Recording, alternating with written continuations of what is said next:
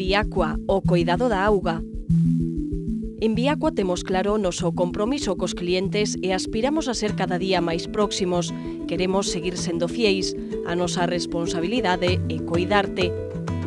Traballamos para progresar, progresamos para innovar. En Viacua innovamos cada día para darche o mellor servizo.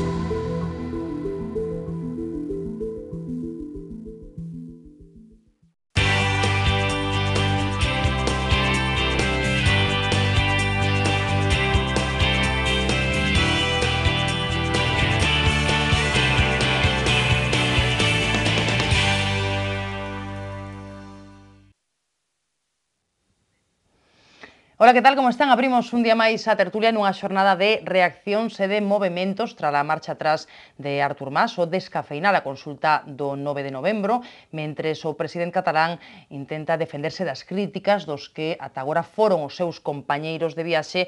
O seu socio en CiU, Durán Lleida, o líder de Unión, busca un acordo co PSC para esgotar a legislatura se falla o pacto con Esquerra Republicana. Por suposto, falaremos hoxe do panorama que temos en Cataluña, do escenario que se abre tras o anuncio de onte, e falaremos tamén un día máis da crise do ébola. O primeiro é o estado de saúde de Teresa Romero, mantense estable dentro da gravidade, pero parece que hai algún motivo para a esperanza, parece que xa pasaron os días máis críticos. Di o presidente Rajoy que esa crise do ébola está encauzada, unha reflexión que non comparte en absoluto o líder do PSOE. Hoxe houve un tenso debate entre ambos no pleno do Congreso. En clave local, estamos na véspera de que se cumpran 100 días da chegada de Agustín Hernández á alcaldía de Santiago. Mañá estará aquí connosco abrindo o programa, conversaremos co rexedor compostelán e confrontaremos despois, na tertulia posterior, as valoracións que fan os voceiros dos grupos municipais, do PP, do PSOE e do BNG. Bueno, hoxe o que nos toca é escoitar as opinións sobre estes 3 meses de traballo dos xornalistas que nos acompañan. Javier Carnota, que tal, Javier? Hola. Benvido. Ana Peón, hola Ana. Hola. Benvida. E Alfonso Ribeiro, que tal, Alfonso? Hola. Benvido tamén. Bueno, pois xa vedes que nos toca empezar, como sempre, falando do máis próximo, da situación en Compostela, pois a espera de ver que nos contan mañán os voceiros municipais. Bueno, unha das cuestións das que toca falar, pois desa rebaixa fiscal que anunciaba onte Agustín Hernández, que vai supor un aforro de 100 euros por contribuinte, 60 euros por veciño. Dicía el que quere darlle un respiro aos petos dos composteláns, grazas, segundo dicía na roda de prensa que deu onte, a boa xestión financiera que fixo o anterior equipo de goberno. Bueno, eu supoño que veremos en vindeiros días a oposición dicindo que estamos ante medidas electoralistas, non? Isto xa o iremos comentando. En todo caso, non se trata tanto de centrarnos nesa cuestión, ou si, se queredes, pero senón de facer unha valoración xeral do que foron estes 3 meses, logo de tantos meses e meses de sobresaltos por diferentes motivos, non? Como a Javier e a Ana xa lles pedín opinión en tertulias pasadas e Alfonso non, pois empezo por Alfonso, que como a todos somos un pouco composteláns de adopción, non? Sí. Vivimos tamén na cidade o día a día. Como vestí estes 100 días de Agustín Hernández como alcalde, do seu equipo traballando? A ver. Ben, pois eu penso que o balance en xeral é positivo por unha razón obvia, é dicir, que de alguna maneira Compostela deixou de estar no epicentro, deixou de mirarse con lupa, de falarse un día así e outro tamén pois dos problemas xudiciais máis que do día a día, non? Entón, nese sentido, bueno, pois Agustín Hernández penso que é unha das principais aportacións, é dicir, malia que iba de número 25 na lista, bueno, pois é que tivo que facer un equipo dunha maneira que foi polémica no seu momento e contestada polos grupos da oposición. O que sí hai que recoñecerlle é que pacificou de algún modo ou de algún xeito o Concello. Eu penso que ese é o principal logro. Logo, a min, neste verán, coincidiume pois traballar en agosto e vin que, efectivamente, el se quedaba sin vacacións, que tiña unha xenda apretada e que se mantivo aí nun exercicio de intentar aproximarse aos cidadáns e vexolle, bueno, pois que pode ser un alcalde, certo que están xa as eleccións aí, que non sei se lle vai dar tempo a rendibilizar, eso será un tema que poderemos debatir despois, pero sí é certo que, bueno, pois aproveitou o seu paso anterior pola Consellería da Xunta para establecer contactos con distintos departamentos, mesmo co Goberno Central, e iso penso que foi o máis positivo. No que quizá vexo eu un pouco, digamos, no debe, é dicir, o que lle vou apuntar un pouco no debe é que que posiblemente lle falte unha capacidade de empatizar un pouco máis coa xente. É unha persoa de trato exquisito, educada, correcta, pero eu penso que a política de proximidade exixe un plus, e ao mellor hai en ser un pouco máis cercano, non? Iso é o debe que lle poño eu a Agustín Hernández, que polo demais me pareceu correcto a súa chegada ao poder, digamos, aquí en Compostela. Pois seguramente nos estará vendo e escoitando, así que tome nota tamén das suxestións que se lle poidan facer. A ver, Ana e Javier, concordades con Alfonso, non? Javier, ti? Eu concordo plenamente e vou dicir ademais, eu creo que sí está facendo un esforzo importante de empatía. Precisamente porque quizá o que políticamente tiña menos cultivado, non? É dicir, a Consellería permíteche facer as cousas con unha certa distancia, non? Os méritos sempre os leva o xefe, co cal a cinta esa corta ao xefe, non tens que estar no discurso principal, non? E é outra cousa tamén, non ten nada que ver, exactamente, claro. Entonces, isto realmente eu creo que sí debe estar facendo, pero hai que ter en conta o importante que é, por exemplo, ser ordenadiño. É dicir, nestos meses dar unha imaxe de persoa ordenada, de ter un equipo sobre o que el é capaz de impoñer uns criterios, son valores que son tidos en conta pola cidadanía, e iso foi o que transmitiu. É dicir, a partir de aí hai unha serie de xestións que se fan nestos 3 meses dun xeito acelerado, pero, xa digo, todo eu creo que bastante ben ordenado, non? De cara a colocalo para unha posible reelección, non? Entón, eu creo que tanto a medida que agora vemos de baixar os impostos de unha maneira xerizada, como o intento de desatascamento de algunhas obras que durante os outros períodos mesmo podría mellor ter empusado máis se o seu criterio, o criterio da Consellería fora o principal, non? Pero que durante ese tempo ele estaba informado, pero notase que as anteriores xestións non permitían, o caso do Espiño, o Gareras, non? E que, bueno, vemos que en ese sentido leva unha carreira electoral que eu creo que para que debería incluso mirar os outros partidos. Por exemplo, o Partido Socialista está metido neste momento xa en campaña de primarias e teñen un debate sobre se debe escoller unha persoa máis querida pola cidadanía ou máis con máis poder orgánico, non? Ou con máis cariño dentro da organización. Por decirlo suavemente, bueno, pues deberían, eu creo que, entender esta mensaxe da cidadanía do ben que se colocan, non? E o ben que saben distinguir cando existe un criterio a valorar. Se eles teñen un candidato, neste sentido, creo que os militantes que voten nesas primarias deberían telo en conta. Me gustaría decir que de todos os xeitos, claro, son 3 meses. A cidadanía non está neste momento a mellor en período de reflexión, pero sí o vai estar no momento en que cheguen as votacións en maio. Haberá que ver canto pesa o paso de Conde Roa Celso Currás, porque evidentemente... Ángel Currás, perdón, Ángel Currás, Celso irmán. Ángel Currás, porque, claro, fixo moito daño, e a xente, pois hai que ver hasta que punto lle vai pasar factura tamén ao Partido Popular, porque realmente non podemos esquecer que durante todo ese período sí que vivimos, pois eu creo que a etapa máis escura do municipalismo en Compostela, non? Ana. Bueno, como xa dixen máis veces, Agustín Hernández é un bo xestor, foi un moi bo xestor como conselleiro e agora está demostrando a súa capacidade de xestión no Concello de Santiago. Eso en canto ao fondo da súa acción de goberno. En canto ás formas, pois eu creo que é unha persoa respetuosa, cordial, non entra en liortas, en descalificacións, non escoitamos que se refira á oposición nunca en términos de descualificación, é unha persoa institucional.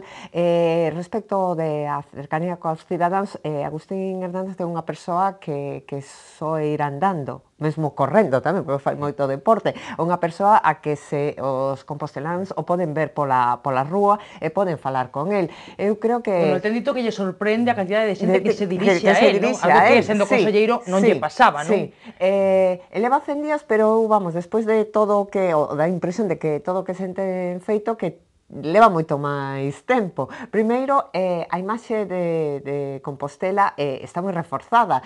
Coincidiu a súa chegada pois, coa visita dos Reis, coa visita de Angela Merkel, con congresos importantes na cidade de Santiago. A volta ciclista. A volta ciclista. Ora vais a celebrar o Bumix, que veñen músicos de moitos sitios. Bueno, eso non é mérito del, tamén hai que dicilo. Pero quero decir que contribúe ademais a súa visibilidade. E a última medida que acaba de anunciar, a rebaixa de impostos, pois eu creo que é unha medida moi importante. O feito de que a partir do ano que ven todos os composteláns podan ter máis diñeiro no seu peto porque teñen que pagar menos impostos municipais, creo que é unha medida moi importante que se pode facer pola situación económica na que está no Concello de Santiago. O Concello de Santiago, que si é certo que durante estes últimos meses pois foi obxeto de críticas permanentes por parte da oposición, pola situación xudicial, pero ao mesmo tempo vemos que a xestión municipal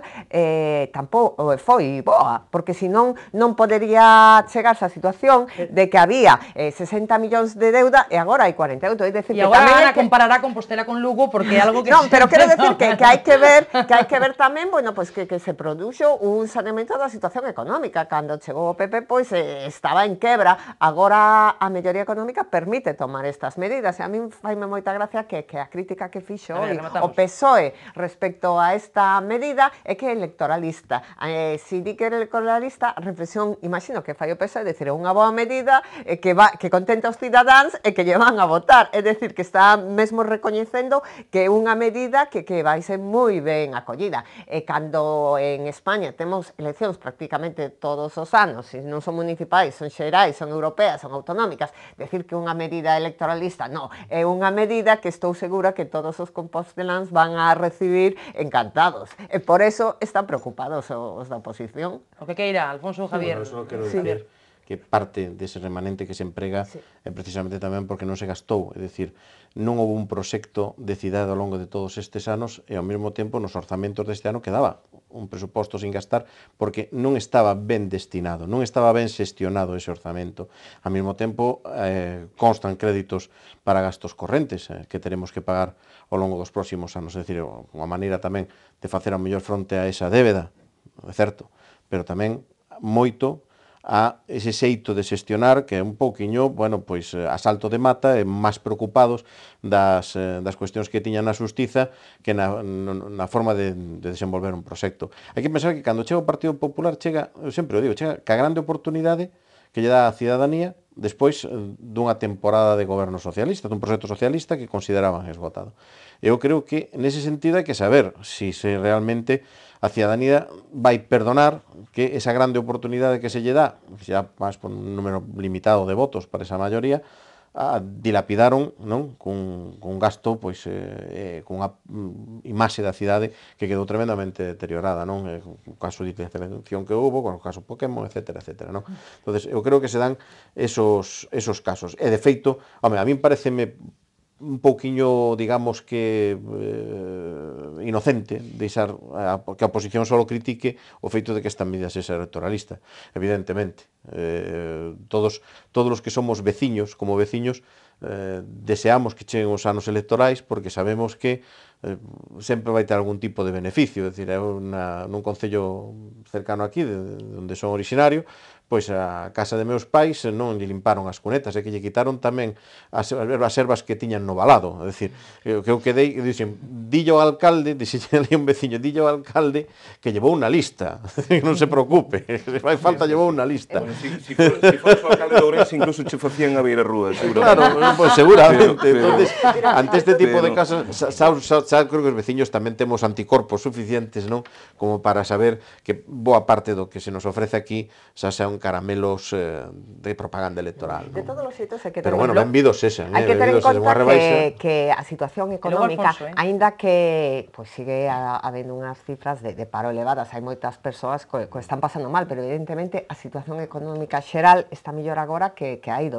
anos. É dicir, que agora mesmo tamén no Estado van vanse reducir os impostos a partir do ano que ven. É dicir, que hai 2 anos, pois a mellor non se podían tomar unha serie de medidas que agora, pola mellor situación económica, sí se poden tomar. Non podemos lanzar as campás. Non, evidentemente, Según os expertos, o primeiro que en dixe vísperas foi dunha que terceira recesión, non? mentras que haxa só unha persoa que non teña traballo, pois é un problema serio e que non nos podemos esquecer nunca das familias que o están pasando mal. Evidentemente, eso primeiro, pero dentro das dificultades que hai moitas familias, creo que a situación económica xeral, e así o perciben todas as institucións nacionais e internacionais, é mellor. E respecto da importancia, bueno, sí é certo que un alcalde ou un político ten que ilusionar os cidadáns. Creo que nestes anos anteriores, por todos estes incidentes que hubo, os composteláns estaban perdendo ilusión. Creo que o que está conseguindo Agustín Hernández é recuperar ese impulso, esa ilusión, e que os cidadáns digan, pois están a facer cousas, pois agora os presupostos xerais do Estado, pois a ampliación da P9, a depuradora, é dicir, que recuperou ese sentimento de esperanza e o que decía eu, de ilusionar os cidadáns con un proxecto. A ver, Alfonso. Ben, no tema económico, Ana, sabes que non podemos lanzar as campadas ao voo porque, os grandes motores da economía europea están pasando un momento de dificultade. Hoy mesmo daban os datos das exportacións españolas que están baixando porque tanto Francia como Alemanha, que son as que nos absorben gran parte delas, pois non están a tirar do carro, non? É certo que se mellorou nestes últimos tempos e é certo que se percibe un pouco na poboación, pero tampouco podemos lanzarnos agora porque o 2015 temos dúbidas de como vai a ser. En calquera caso, volvendo ao tema que nos ocupaba, que é o de Agustín Hernández, eu penso que coincido basicamente tanto con Javier como con Ana en que deixa unha imaxe, deixou na Consellería na que estivo, de ser un dos millores membros do goberno de Feijóo, de gran xestor, e é o que está dando un pouco en Compostela, é dicir, está dando unha serie de pasos, está, o que decía na miña primeira intervención, aproveitando os contactos que el tiña previamente desde o goberno da Xunta, pois para dinamizar unha serie de cuestións que quedaban, sobre todo en materia de infraestructuras, que estaban paradas ou abandonadas aquí no Concello de Santiago. Eu quizá, porque hai que poñer sempre en contrapunto, o que lle vin un pouco máis endeble foi o mellor no momento de xestionar, tocoulle vivir unha desgraza moi grande como alcalde, que non podemos soslayar aquí, que foi o falecemento dunha nena, e nese momento é certo que el estuvo dilixente en pedir unha auditoría,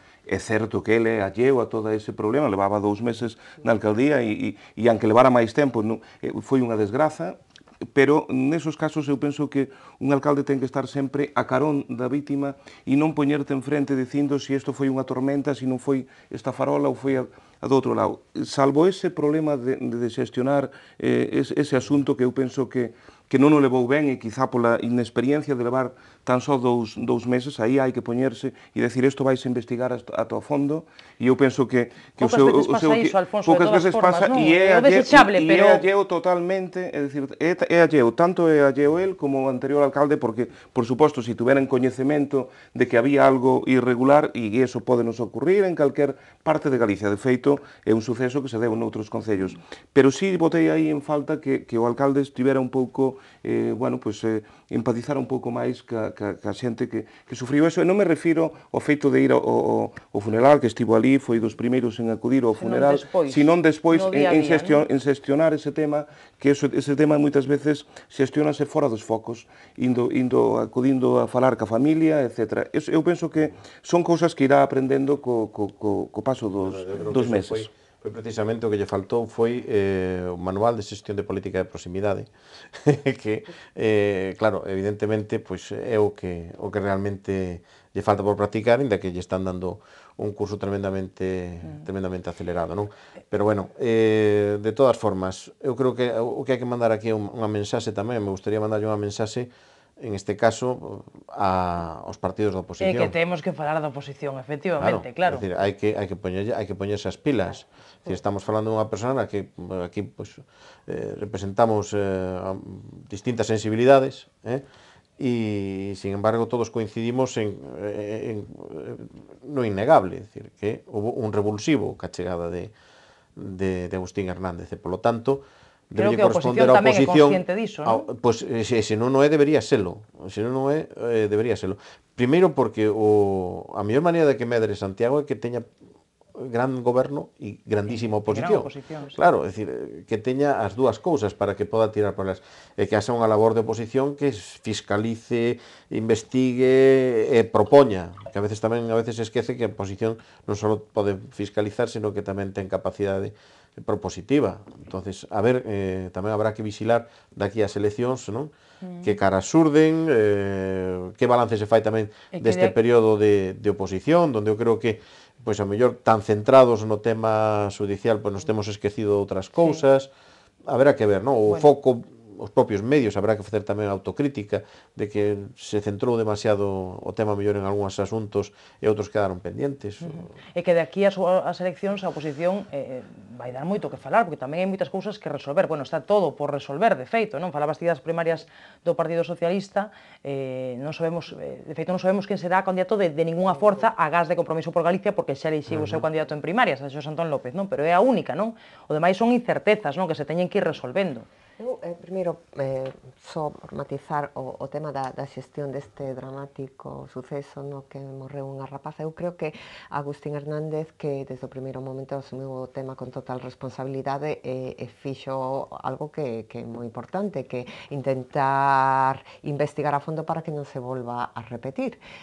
Creo que precisamente cando falamos de xestión de crisis e decimos que si se tarda en reaccionar ou non, pois eu creo que de inmediato o alcalde de Santiago si respondeu a esa inquietude que tiñan os veciños respecto á seguridade que poderían ter os seus rapaces cando están xogando, vamos, na rúa.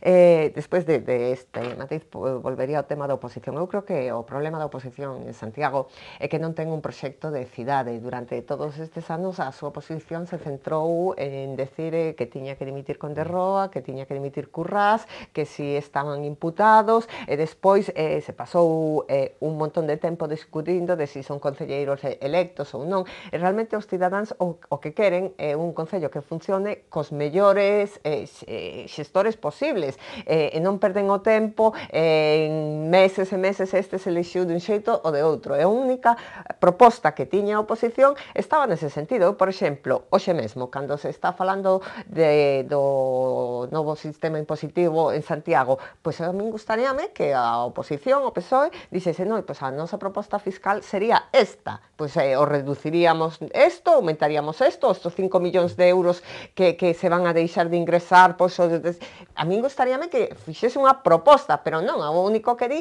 é unha proposta electoralista. Moi ben, usted que faría? É dicir, que carecen de proxecto. Eu creo que o feito de que neste tempo Agustín Hernández se teña consolidado como alcalde, pois que os ten desconcertados, non? Neste momento, como é costumbre habitual no PSOE, pois están metidos nunha liorta para ver quen é o candidato, primarias, non primarias, e despois, bueno, con escándalos como os pisos patera, inflados no censo, etcétera, etcétera. É dicir, que a imaxe que transmiten é que neste momento lles preocupa máis quen vai gañar, vai ser candidato a alcaldía, que os problemas dos cidadáns. E fronte a eso, hai un alcalde que lles di que o día 1 de xaneiro van a pagar menos impostos aos cidadáns. Creo que é un contraste entre as dúas posicións. Que ao final é o que quero oír o cidadán. Dá igual que sea electoralista ou non, senón si todo o que vaya ou influya na carteira, pois ao final é ben recibido. Eu penso que esa é unha das vantaxes de Agustín Hernández, non? É que agora mesmo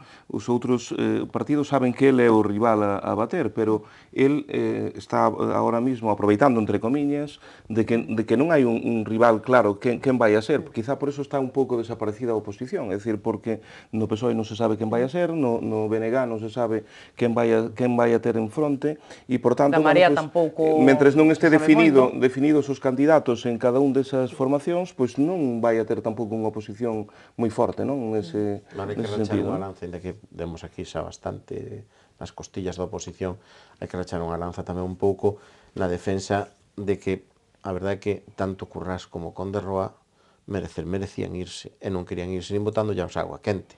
Entonces, algo tiveron que dedicarse. É dicir, entendo, eso sí, eu tamén voto de menos. Esa práctica que tanto éxito dá os que a practican, pasa que é moi difícil e moi traballosa, que é a de facer propostas, non? alternativas.